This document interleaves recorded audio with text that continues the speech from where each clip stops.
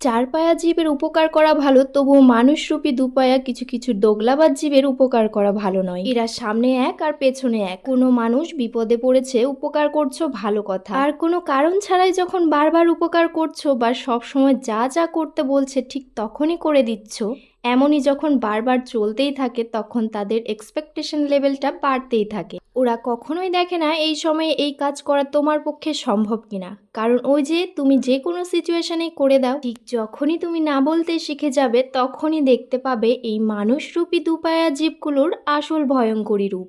এমন ভাবটা দেখাবে যেন তুমি তাদের মাইনে দেওয়া দাস। তাই বন্ধু, সময় থাকতে সজাগ হও, না বলতে শেখো। সবার সব চাহিদা সব সময় পূরণ করতে হবে এমন কোনো মানে নেই। নিজেকে ভালোবাসতে শেখো। और लाइफ में थोड़ा सा অ্যাটিটিউড রাখনা পারতা হে মেরে দোস্ত, নইলে সবাই সস্তা ভেবে মারিয়ে চলে যাবে। যাই হোক, এভাবে আলুর পকোড়াগুলো বানিয়ে খেয়ে দেখো, আশা করি তোমাদেরও দারুণ লাগবে।